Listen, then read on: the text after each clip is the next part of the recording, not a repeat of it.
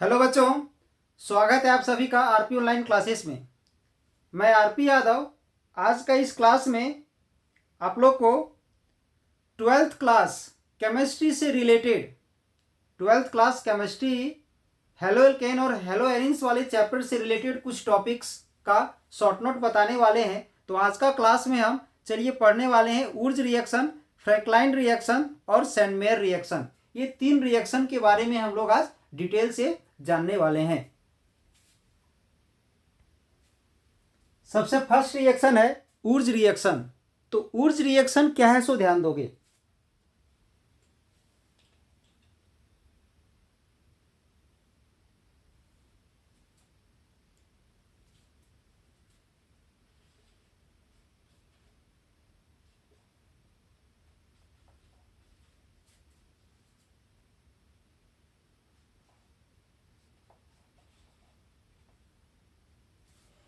ये जो RX है ये है हमारा अल्काइल हैलाइड, ये भी है अल्काइल हैलाइड, ठीक है।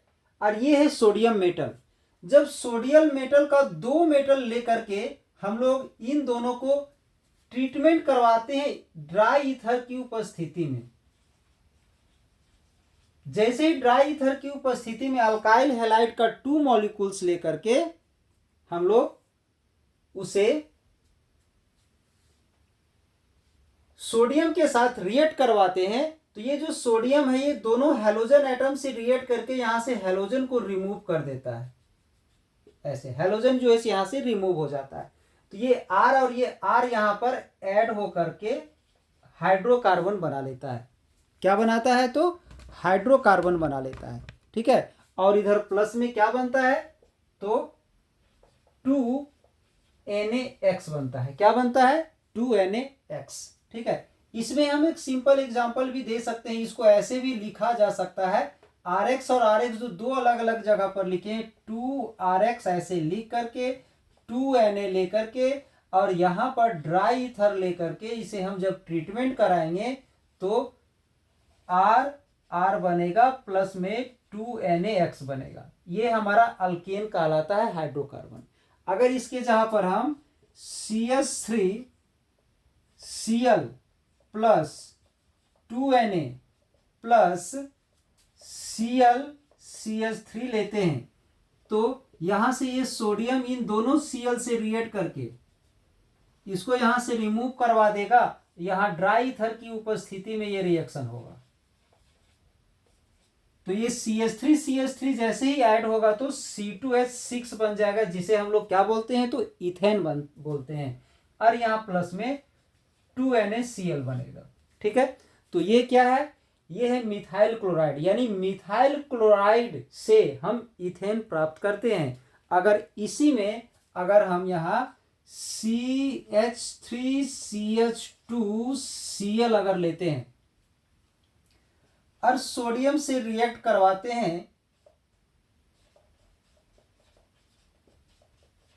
तो ध्यान दोगे यहां से अगर ये रिमूव होता है,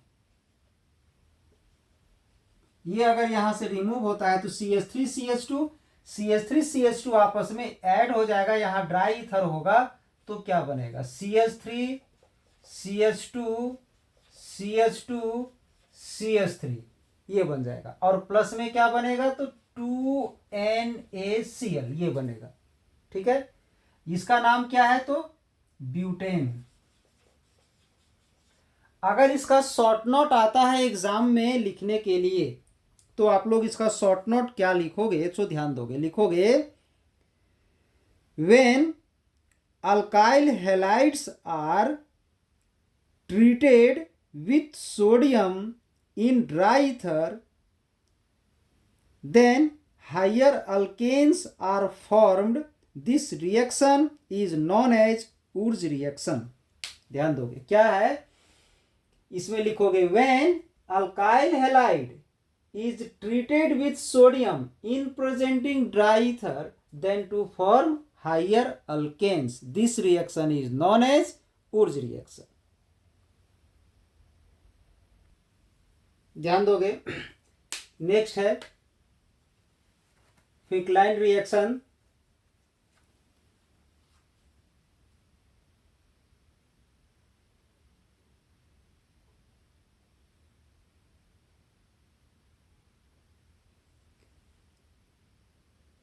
क्लैंस्टीन रिएक्शन में क्या होता है, सो ध्यान दोगे, या तो अल्काइल क्लोराइड या अल्काइल ब्रोमाइड को हम लोग सोडियम आयोडाइड के साथ रिएक्ट करवाते हैं एसीटोन की उपस्थिति में, तो अल्काइल आयोडाइड बन जाता है। यानी ये एक तरह से हैलोजन एक्सचेंज रिएक्शन है, हैलोजन को चेंज करने वाला रिएक्शन है, इसलिए इसे क्या बोलते हैं, it is a halogen exchange reaction in which alkyl bromide and chloride are reacts with sodium iodide in acetone. Acetone की उपस्थिति में हम लोग इसे सोडियम आयोडाइड से रिएक्ट करवाते हैं, तो क्या होता है कि हैलोजन एक्सचेंज हो जाता है, क्लोरीन हट जाता है और वहां से आयोडीन आ जाता है, ठीक है, या ब्रोमीन हट जाता है और आयोडीन आ जाता है।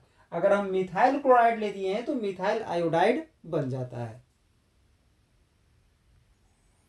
नेक्स्ट क्वेश्चन है सेंडमेयर रिएक्शन। तो ध्यान दोगे, जब बेंजीन डाइजोनियम क्लोराइड को हम लोग HCl से क्यूप्रस क्लोराइड की उपस्थिति में इसका ट्रीटमेंट करवाते हैं तो क्लोरोबेंजीन बनता है। सेम इसी रिएक्शन को जब HBr और Cu2Br2 की उपस्थिति में करवाएंगे तो ब्रोमोबेंजीन बनेगा। इसी रिएक्शन को हम लोग क्या बोलते हैं, तो सेंडमेयर रिएक्शन कहते हैं। इसका स्टेटमेंट अगर आता है लिखने के लिए तो रिएक्शन से पहले यह स्टेटमेंट लिखना है, पहले यह स्टेटमेंट उसके बाद रिएक्शन देना है।